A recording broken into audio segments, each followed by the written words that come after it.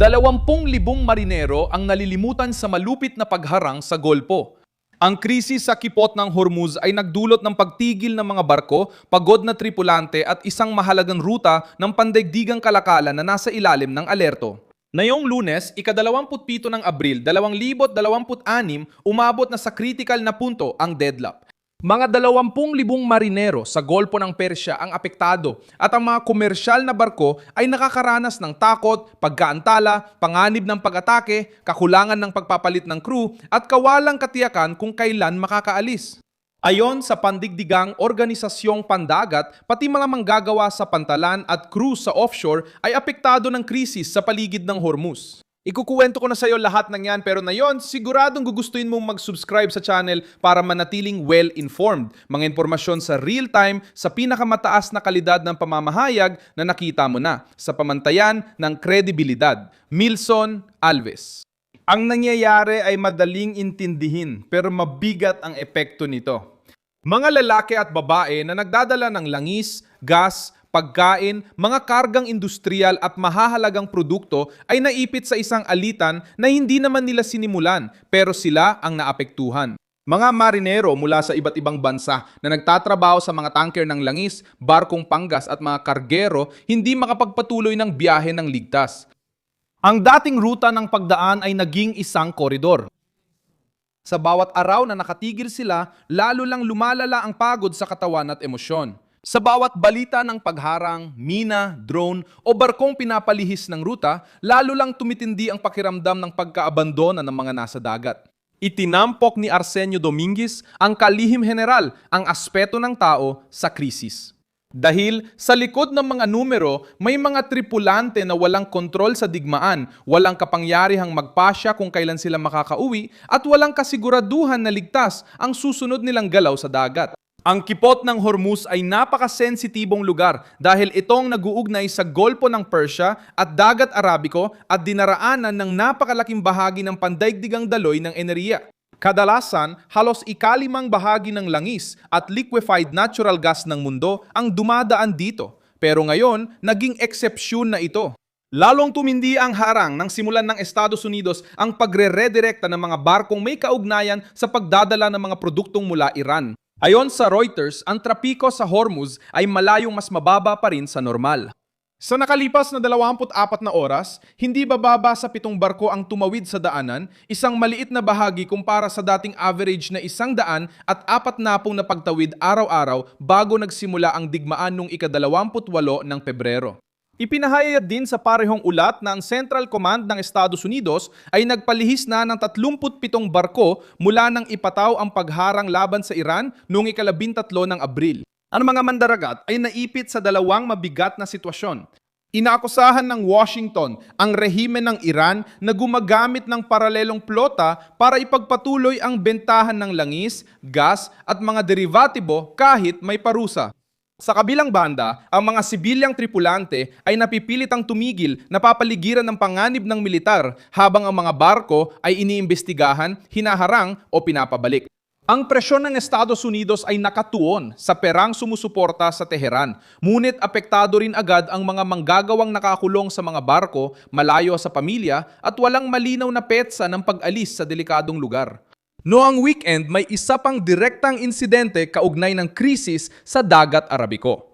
Hinara ng Central Command ng Estados Unidos ang barkong Sevan, bahagi ng lihim na flotang may 19 na barko na ayon sa militar ng Amerika ay nagdadala ng langis at gas mula Iran sa pandaigdigang pamilihan.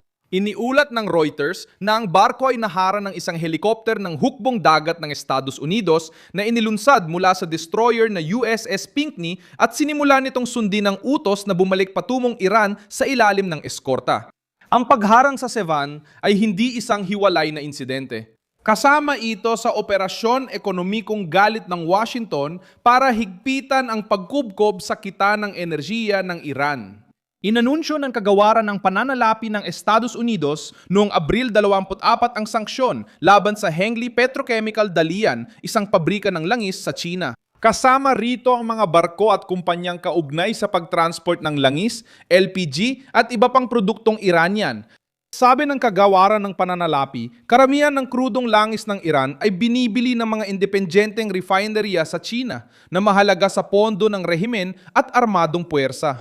Ayon sa kagawaran ng pananalapi ng Amerika, 19 na barko ng armadang paralelo ang pinarusahan dahil sa pagdadala ng bilyong dolyar na halaga ng krudong langis ng Iran, LPG at mga produktong petrochemical sa pandaigdigang merkado. Kabilang dito si Sevan mismo na konektado sa pagdadala ng propano at butano mula Iran papuntang Bangladesh mula Agosto hanggang Nobyembre ng 2025. Ipinapaliwanag nito kung bakit lalong pinatibay ng Washington ang kontrol nila. Hindi lang mga barko sa dagat ang tinatamaan, pati buong network na bumibili, nagdadala, nagtatago at muling nagbebenta ng enerhiyang mula Iran. Layunin ng Estados Unidos na pahirapan ang pinansyal na makina ng Teheran bago ito makapundo ng mga bagong aksyong militar, kaalyadong grupo at programang nuklear ng Iran. Para sa mga marinero, tila walang katapusang paghihintay ang estratehiya nito. Nakatigil ang barko, kailangang kontrolin ng gasolina, kailangang tipirin ang pagkain, palyado ang internet, nade-delay ang pagpapalit ng tripulante at bumababa ang kalidad ng tulog. Hindi lang gobyerno at kumpanya ang may pressure. Pumapasok ito sa mga tulugan, kabina, shift ng bantay at mabilisang tawag sa pamilya kung kailan matatapos ang lahat. Iniulat ng Associated Press ang mga kaso ng mga tripulante na naipit ng halos 8 linggo sa Golpo ng Persia kung saan ang mga marinero ay nakikita ang mga drone at misil na sumasabog sa malayo habang halos sarado ang kipot ng Hormuz. Ipinapakita ng ulat ang mabigat na araw-araw na gawain. Subukang panatilihin ang normal na usapan, tapusin ang mga pangunahing gawain at manatiling kalmado kahit na may mga pagsabog na nakikita sa malayo. Binanggit din ng ahensya ang babala sa epekto sa pag-iisip, kakulangan ng ligtas na daanan at hirap sa supply at pagpapalit ng tauhan. Nararamdaman ng mga mandaragat na hindi sila nakikita sa krisis na ito. Hindi napapansin ng mga taong nakakulong sa mga barko dahil ang talakayan ay laging umiikot sa mga sanksyon, langis, digmaan, pagharang, barko at gobyerno. Hindi sila napapansin kahit umaasa sa kanila ang pandaigdigang kalakalan araw-araw, pero kapag nagsara ang ruta, nagiging malayong detalye na lang sila. Mga manggagawa sila sa dagat, karamihan ay mula sa mga bansang walang kaugnayan sa alitan, pero ngayon ay pinapasan nila ang bigat ng krisis. Ang takot sa Hormuz ay dulot hindi lang ng panganib ng pag-atake, kundi pati ng kawalang katiyakan. Hindi alam ng kapitan kung makakakuha ng pahintulot. Hindi alam ng tripulasyon kung bukas ang ruta at ang kumpanya kung sakop ng insurance ang susunod na bahagi ng biyahe. Hindi sigurado ang merkado kung darating ang langis at ang mga pamilya kung kailan makakababa sa barko ang kanilang mga kamag-anak. Ito ay nagdudulot ng tahimik pero matinding presyon. Ang matinding pagharang sa Golpo ay hindi lang nagpapahinto ng mga barko, kundi pati ng mga buhay. Nanganganib din ang kinabukasan ng sektor maritimo dahil sa sitwasyong ito. Kung ang propesyon ay gawain na maaring maipit ang manggagawa ng ilang linggo sa war zone nang walang proteksyon at tiyak na petsa ng pag-alis, posibleng iwasan ito ng susunod na henerasyon. Ipinahayag ng International Maritime Organization ang pag-aalala para sa kaligtasan at kapakanan ng tripulante, inuuna ang makataong aspeto kaysa pagkaantala ng kalakalan. Itinuturing ng White House at kagawaran ng pananalapi ang opensiba bilang paraan para putulin ang daloy ng pera ng rehimen ng Iran. May bentahan ng enerhiya para suportahan ang agresyon sa gitnang silangan at ambisyong nuklear. Dito na papasok ang operasyong ekonomikong pot bilang direktang mensahe. Gusto ng Estados Unidos isara ang mga daluyan ng pera ng Iran, bawat barko, kumpanya at mamimili. Sentro pa rin ng paratang ang Iran dahil pilit nitong pinapatakbo ang sistemang pang-enerhiya sa kabila ng matinding pressure. Tinutukoy ang paralelang armada bilang mahalaga sa pagsisikap na ito gamit ang mga barkong nagbabago ng ruta, nagtatago ng pinagmulan ng karga, nagsasagawa ng paglilipat ng karga sa dagat at naghahanap ng mamimili sa Asya. Iyan ang dahilan kung bakit ang bagong bugso ng mga parusa ay tumama sa mga refinery, kumpanya ng transportasyon at mga partikular na barko. Para sa Washington, hindi lang sapat harangan ng daungan, dapat putulin ang buong network. Para sa mga nasa barko, bawat aksyong militar ay nagpapalakas ng pakiramdam na ang dagat ay parang bitag.